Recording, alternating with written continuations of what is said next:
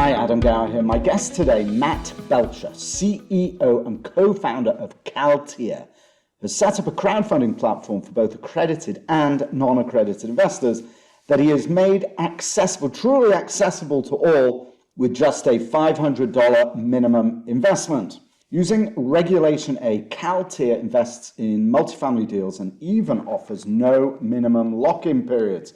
Very cool. To find out more about Matt and Caltier, go to the podcast page at gowercrowd.com, where I've included some links to his website. And while you're there, be sure to click on the subscribe button at the top of the page to gain access to our free weekly newsletter, where you will learn all the latest news and happenings in the real estate crowdfunding and syndication industry, all there at gowercrowd.com.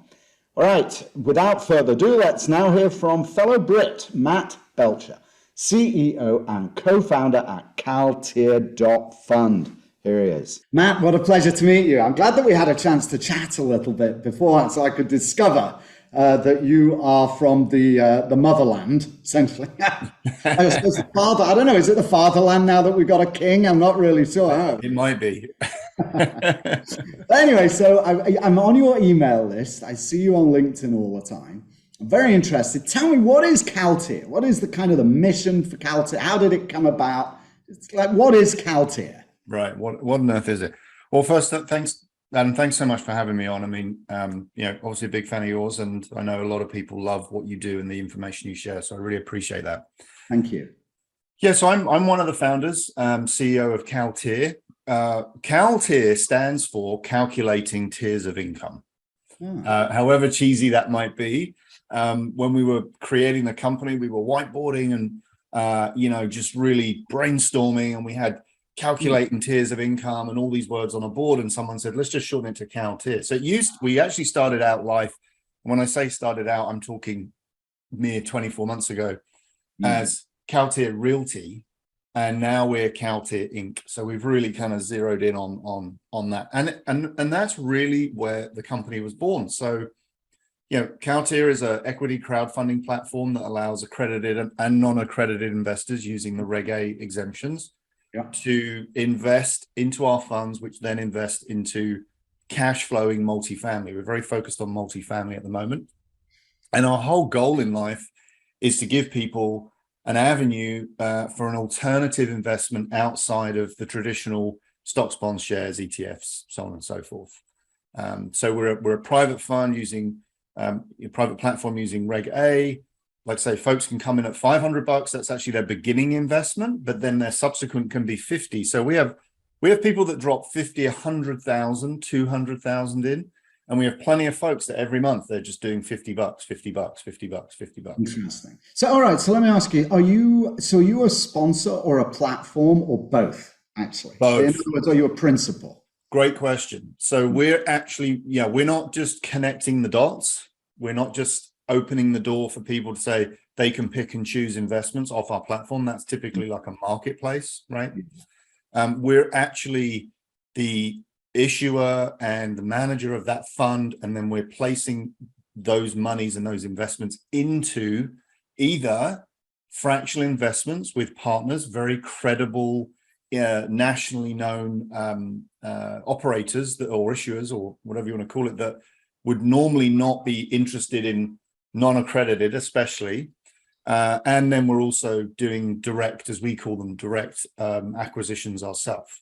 So that particular first fund is a hybrid of fractional investments with these big projects that people would normally not even know about, to be honest, institutional grade very often, and then direct investments that we're making. Right. So you are also the principal in the direct investments. Correct. Right. So you're doing both. So with the non-direct, where you're investing in somebody else's deal, how do you do that? How's that structured? So I noticed that you've got a Reg A REIT, and then you also have an international fund. So how does all that fit into the two buckets that you just described? Yeah, it's a really good question. So we actually have. So we have Caltier Fund 1, which is an SEC qualified fund. I encourage anybody who wants to look at it, they should absolutely go read the offering circular. I should say that up front. That's always something that people should do. That's currently live, taking investments, making investments. We have over 1,500 doors we've invested into, either fractionally or directly. We've made, I think we're at 12 consecutive distributions back to our investors.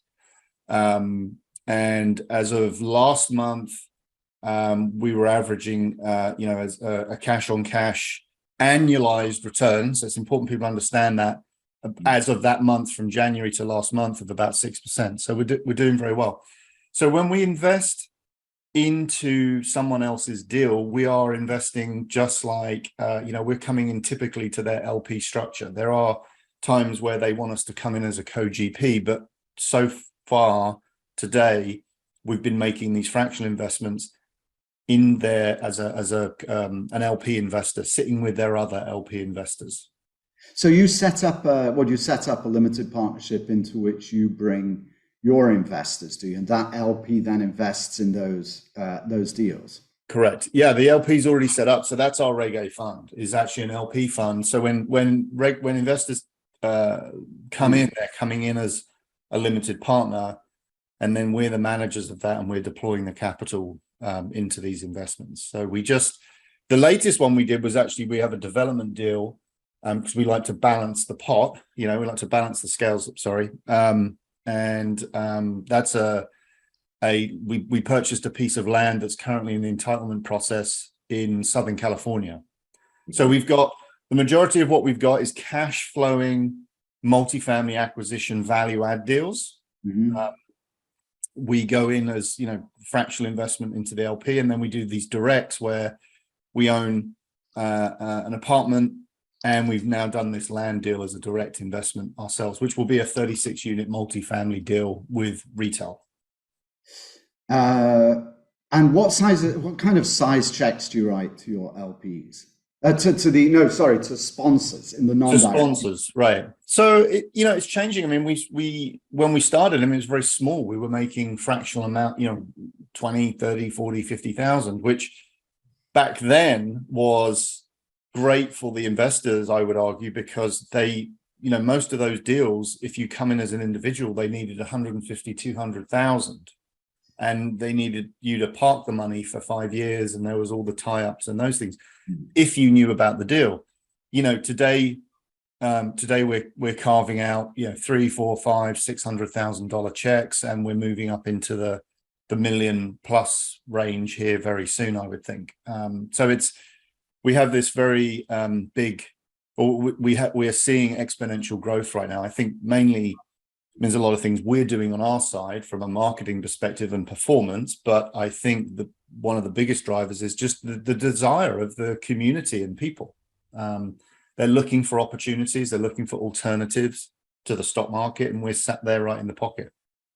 And so why did you choose to go the Reg A option? So now I know that you've got accredited investors and non-accredited in there. Yes. So obviously that's one reason. But it's more costly, takes longer, and presumably the marketing is also more challenging, because if you're taking $50 at a time or 500, you've got to find a lot more people to invest than accredited. So what was the logic behind that? And what have you found have been the pros and cons?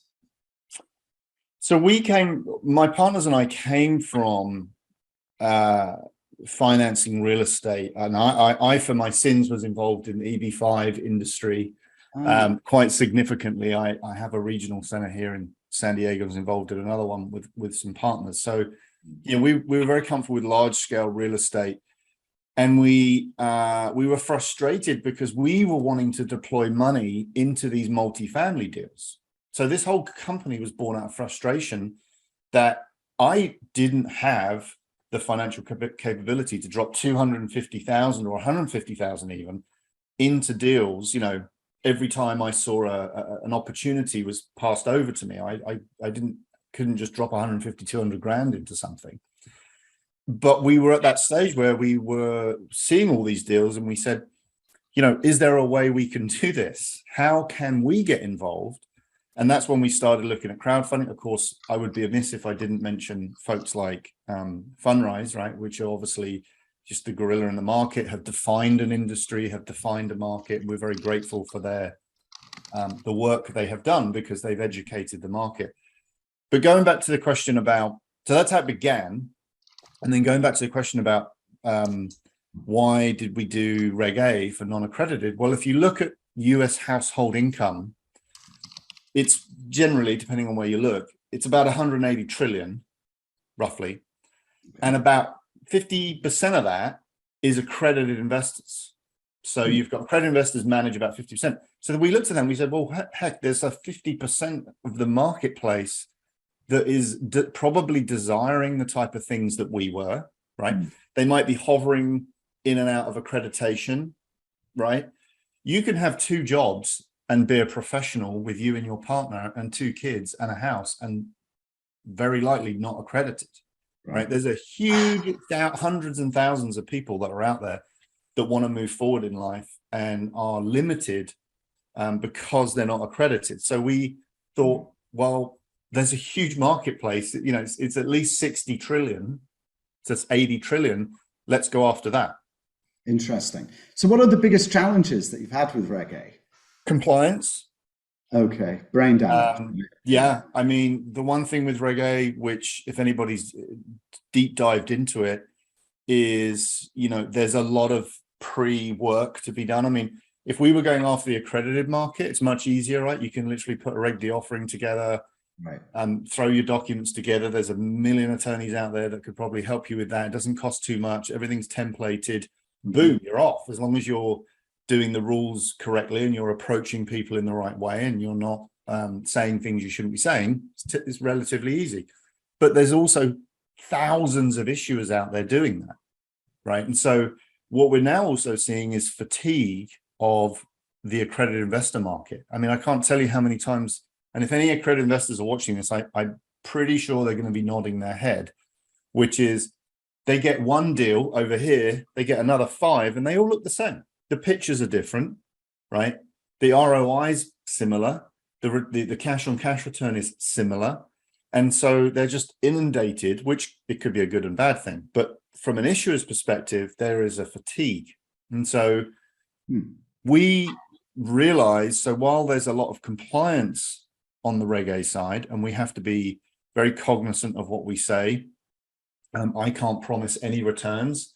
And the, you know, the number I gave earlier is an approved number through our broker dealer that we can publish because it's a historical number and it doesn't guarantee any future returns. Once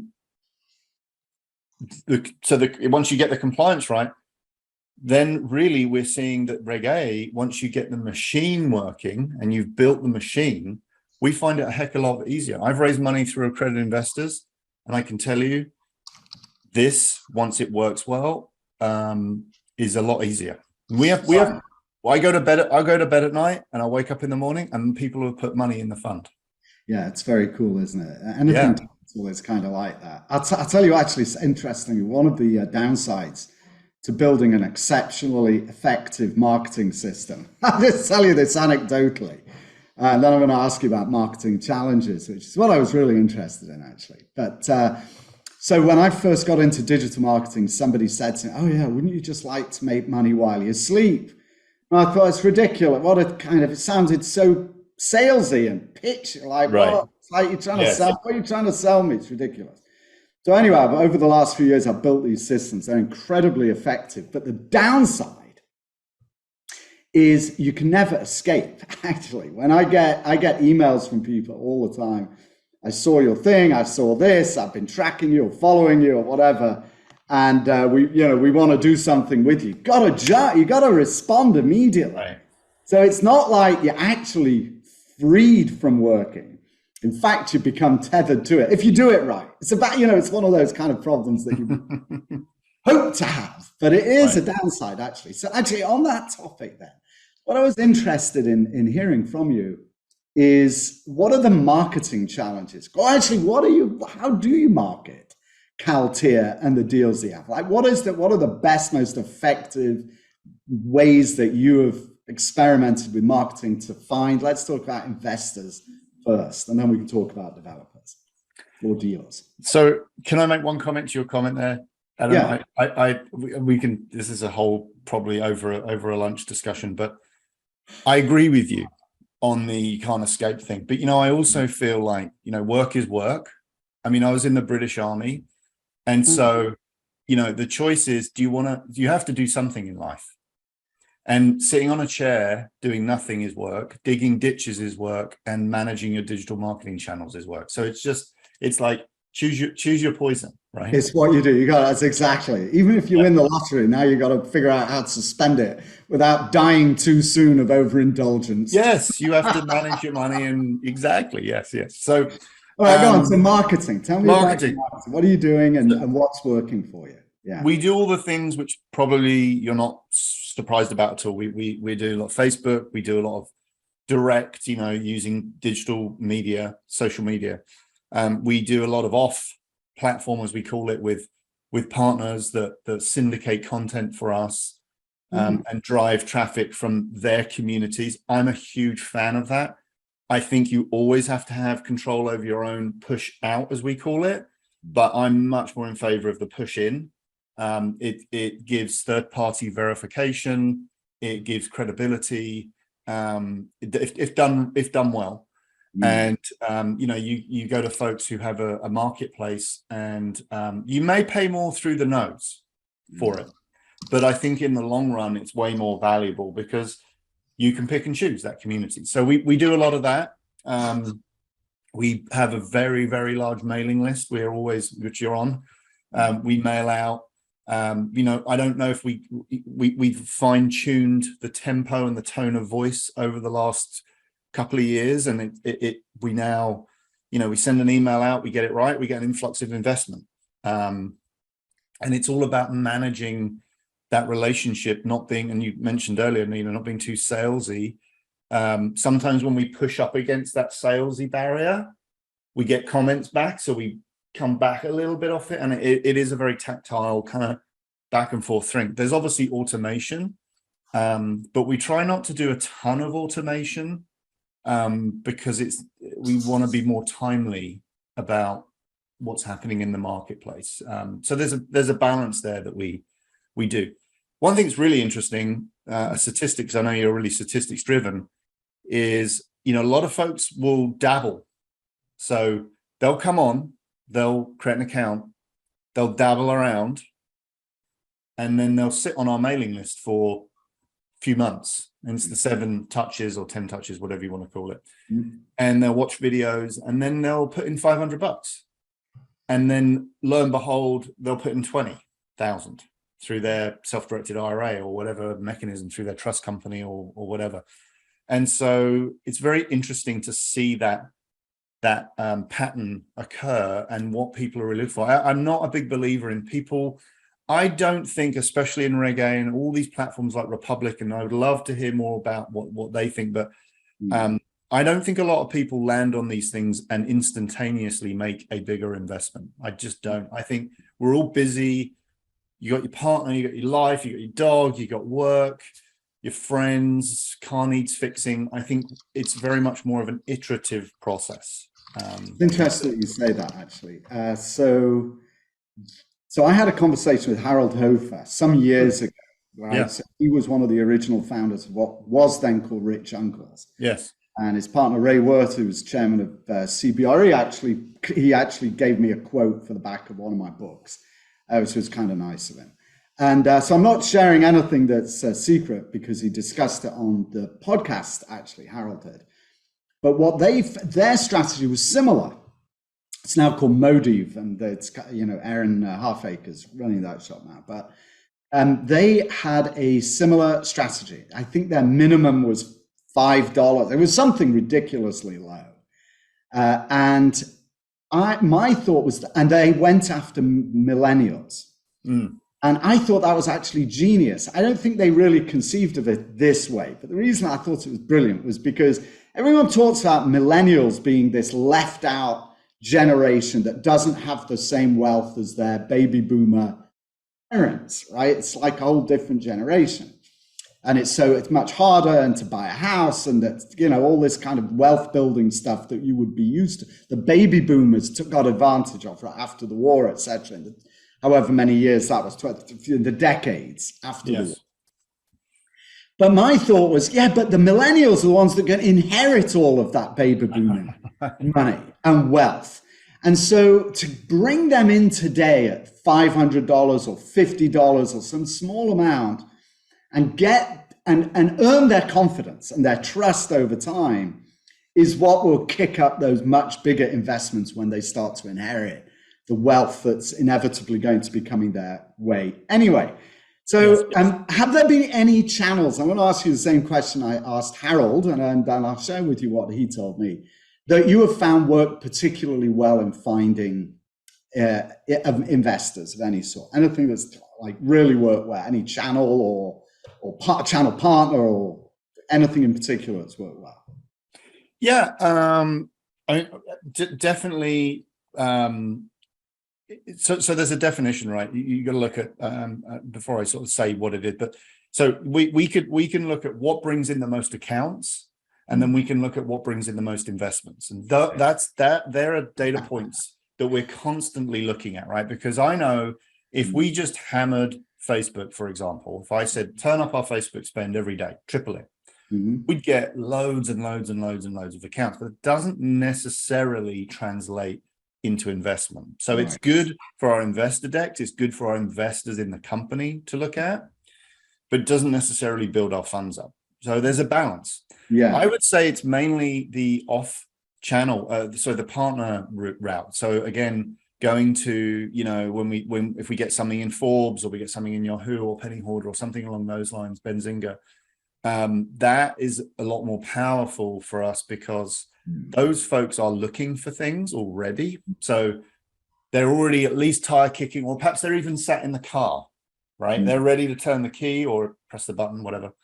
And, or even now with electric cars, just go, right? So, you know, those folks are already kind of made the decision. They're looking for something. And they're obviously more expensive because we're paying another party to collate and send them our way, but they tend to be more valuable. They convert into being actual investors faster. It's a whole different discussion, Matt. I'm not going to dwell on it now, but that's all we do, by the way, is we do marketing across 1 million channels.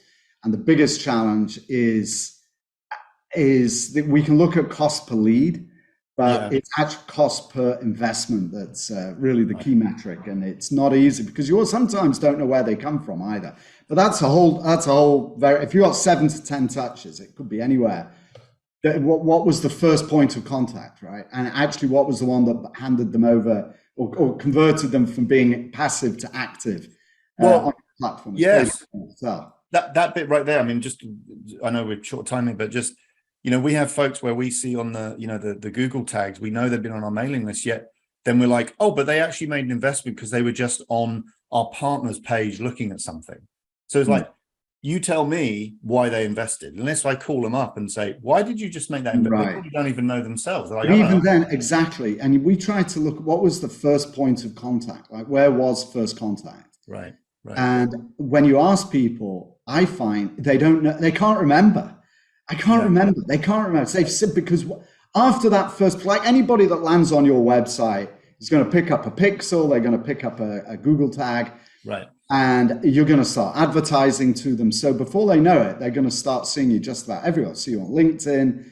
They're going to start seeing you everywhere. And by the time they make the decision to invest, it becomes a mosaic of touch points that they have with you that gives them the confidence that you're trustworthy enough that they'll send you money. But you know, what was the one that, you know, that really triggered that? It's very difficult to tell. But anyway, that's like that major rabbit hole. Let's not go too long down that there. So let's talk about the deals that you look at. We talked about investors quite a lot. How do you source deals both into, like, what are you looking at in terms of sponsors that you want to invest in? And let's start with that, and then we'll talk about deals that you look to invest in directly yourself. So sponsors first, what are your criteria? Sponsors first. So we have, actually my partner, Parker, he's the CEO of the company, and he totally, that's completely his department in terms of the initial approach and strategy. He runs that whole side of the business. But essentially, one of the first thing is credibility and track record. We are not we're not trying to compete with them, and we don't need to take any risks with those folks. It's the whole point of what we're doing, is we're trying to reduce down that risk. Now, a major, huge, massive player probably isn't that interested in what we have today. So if we look at the top of the market and the bottom, we're somewhere in the middle to pushing the top. So some of our sponsors are incredibly, their background is so rich, and they have years and years and years of experience. We just made an investment with Midway out of Texas. I mean, this is a huge organization. They've done billions and billions of, millions of square feet of development, more than 10, 15, 20 years of experience. Another one is we have a group that have done, thousands and thousands and thousands of multifamily developments. And so, the criteria, the first criteria is credibility, who they are, what's their experience. Then we do go into like the what areas do they invest into, what product do they go into, are they that B and C, because that's where we go. We want the C to be value add. That's what we're doing. A lot of the bigger players do the kind of B to A market, and that's not really where our sweet spot is. We like that value add piece. And so then it trickles down. Once we know them as a company and as a group, then it trickles down into what real estate do they do, and what have they done historically, and how have they performed. And then to be put totally direct, Adam, I mean, there's no point hiding about this. We then have to, there's a bit of selling on both sides, right? And so they want to know about us. They want to know about, are we credible? Is our offerings all filed with the SEC? Are we in compliance? Do we have a good legal team? Because, if we don't, it's a risk to them too. They're obviously always looking for capital, and we're a good source for it because we have a fund. So once we do all of our due diligence and underwriting on the deals, and our investment team decide we're going to vote and we're going to do it, we can cut them a check. So it's a nice route for them, or route for them. I never remember which word that is now. After 11 years, I can't remember, but Route 66. Route 66, Route 66, yeah. So, those top down, that's kind of the biggest criteria, who they are, what that people, company, heritage, credibility. Then we look at the real estate side. And then when it's a deal by deal basis, there's a whole other amount of touch points that we look at, and due diligence that we go through. And what about deals that you do directly? What are your criteria for those? So we're trying to keep close to where we are, because we're building the company. Just very quickly, we raised a bunch of money in seed round, like 1.1 million. We're in a Series A right now. Okay. It's a 5 million raise. We're already about $1 million in-ish, depending on people wiring the money in. We got another $1 million committed. And part of that money is technology. And then the other big part for me is hiring more of the team. We're about 8 people right now, and we're growing very quickly. But realistically, I've built a couple of companies in the past. And the thing that I've always noticed is when you try and overstretch, right? And so we would love to do direct deals in Texas and wherever else, but I don't want people flying non-stop. And you know what it takes. I mean, I don't need to tell you or your audience the amount of work and time it takes to manage one of these assets. So we're looking at things that cash flow or have a big potential uplift and upside, but locally here in San Diego. Now, that's been very difficult in Southern California, right, the last couple of years, which is why we haven't done a bunch of it. Just because of cap rates and everything else, that's just been ridiculous. But we're starting to see those opportunities now. We have a luxury condominium in downtown San Diego that overlooks Petco Park, the ballpark. That thing is booked back to back to back to back to back at a premium rate with Airbnb, and we're looking at other units in that building and other buildings. We just took down this piece of land in near Lake Elsinore, which is, for those who don't know, is just a hop, skip, and a jump over from LA. It's by the largest freshwater lake there in Elsinore. that's going to be a 36 multifamily development and retail. So we like that. We had some inside in track into it. We got it for a really great price, and it's halfway through entitlement. So fantastic. All right, look, so Matt, let's talk more afterwards, right? okay. So I do have unfortunately a call at the top of the hour, and we chatted. We chatted for so long before we started. So I'd love to ask you some more questions. Very interesting what you're doing, and we should definitely stay in touch. Let me ask you 3 sign-off questions, and then let's do Just Chat for a couple more minutes offline. So my 3 sign-off questions are always the same. I ask all my guests the same questions. The first one, Matt, what are the daily habits that you have personally that help make you successful and productive? That's question number 1 of 3. You want me to go through that first? Yeah, do that one first. Okay. I typically wake up somewhere between 6:15. I try my very best not to look at my email, but it doesn't happen. I have 2 dogs, so I'll put the coffee on. My partner's here, get her a cup of coffee, but then I will go and walk my dogs before I sit down at the computer. I do not want to sit down at the computer because that will be me. So I get up, I go walk the dogs. I listen to a whole bunch of podcasts. I've listened to a bunch of yours and other people's. I also listen to any audiobooks. So that's my walk, and it just sets me up for the day. I'll either do it with the dogs, but it's better if I come back, and then I'll meditate for 10 minutes. I don't go into a deep meditation. I used to do a lot of it, but I just sit quietly for 10 minutes and think about the day. I think what really sets me up, though, is my to-do list on my pad is always written the night before.